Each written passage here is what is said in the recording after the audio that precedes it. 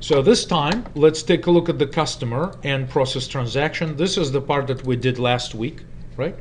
So we said account withdraw. Account apparently supports the withdraw operation, and we say let's withdraw this amount, but in case if there's an overdraw, then or overdraft, whatever you name it, the overdraw exception is thrown, and we print sorry, and we just exit out without making any changes to the account balance.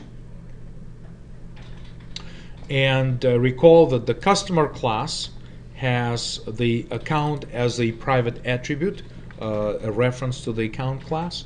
And so there's a getter method that says get account, which returns the account. And finally, if we take a look at the account class, what it does is that in its withdraw, right? In its withdraw, it says if the amount is greater than the available balance, throw new transaction. Otherwise, reduce the balance and generate the transaction. We discussed this. And finally, there is also overdraw exception class, which we coded ourselves. And by the rules of Java, it needs to extend from one of the Java exception classes. And exception class right here is at the top of Java hierarchy. It's defined in the Java language package, so we don't have to import this class, but we are saying extend from this class, and this particular class simply has a constructor. It also takes a message and the amount to capture information. Amount is very important because we can show by how much this was an overdraw and so forth. So just a reminder that this is how a custom exception class can be produced and how it can be used.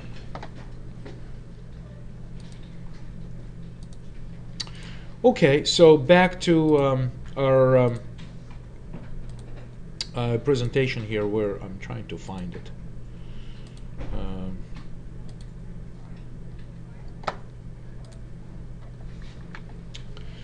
So whether the exception is our own class or a system exception, which is generated by the Java runtime environment, exception object created as new is going to be thrown. And what's the importance of the exception object? That it encapsulates information about the exception. And this is object-oriented approach to handle errors. We say we'd like to program everything in a natural way, natural flow of events.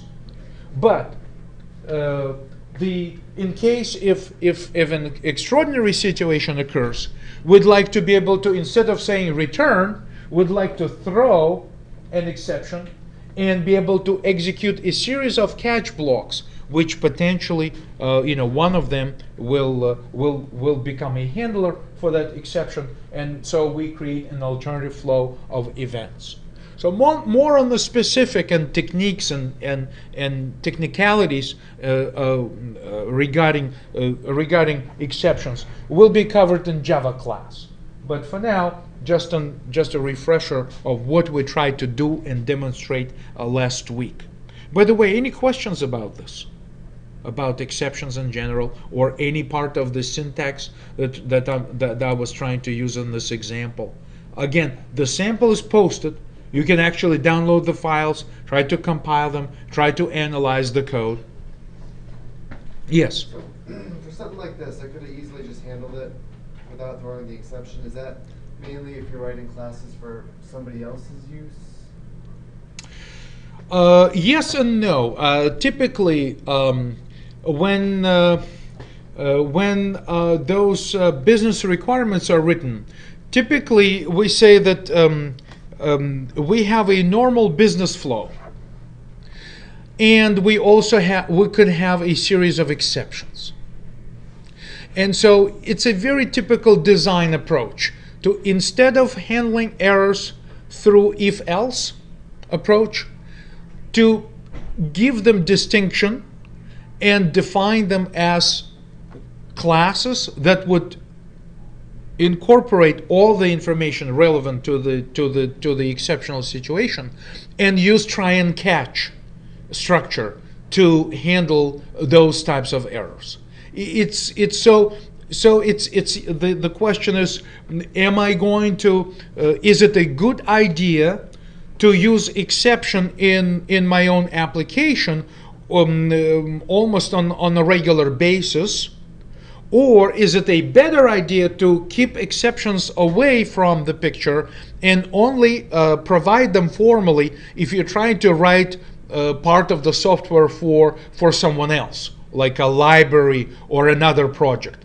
So the answer is that you should probably program with exceptions on a regular basis.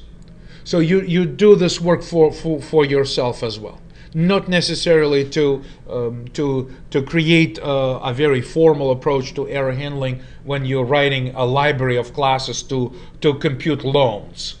No, you should develop a sense for situations where it would be a good idea, like this one. If there is this critical situation with an attempt to withdraw money, instead of pretending to return normally and somehow provide information back, rely on the power of exception, create an exception class the way you like it, with as much information as you want, and populate that object, create that object, and throw it, and have other parts of the application handle it formally as exception, and use it as a design, one of your design, design structures to handle those situations, as opposed to regular returns from your methods and somehow trying to indicate. Because, for example, here in the this overdraw exception class, look, it's being constructed with the message and the amount, and perhaps more information could be captured. I could capture like a timestamp when this was taking place, timestamp and location. And so my exception could actually become even smarter and include more information. Typically, you don't want to over-engineer exceptions. They should be relatively small. The exception objects in general should not be expensive to create, right? But they can capture pretty substantial information. So how would otherwise you try to return all this information with a single return statement? It's almost like you would design an object to return back that captures a lot of fields, a lot of data attributes. Don't do that. You can work with exceptions, which the sole purpose of them is to be created and act in case of an extraordinary situation. So it's really more of a regular design rather than anything specific. Because it's interesting to observe that when we say about when we begin to talk about formalizing interfaces, when we begin to work about, it's a great idea when you have something common to create object hierarchy. Now we say it's a great idea to use exceptions to handle critical errors and things like that. All of this, to a novice may look like a set of attractive features, but under the hood, it's more work on the programmer side. It all means that you have to write more code. Yes, that's the answer. But the benefit is, if you invest in this sort of design, it creates a very solid platform. It makes the code very maintainable, very well structured, and also extensible. You can work with this. You see, if you have this exception object and you want to further modify it, you have everything in place already to do that. It'll work. It'll be possible in the future. But if you instead of designing a formal exception object, if you use some series of tricks to set some data attributes here and there and have series of if-else to try to make sure that you check every possible condition, it's a much weaker design. It's much harder to maintain. It's much more difficult to share with someone else and so forth. So it's really just a very useful thing to do. And let me actually save this. Make sure we're saving it.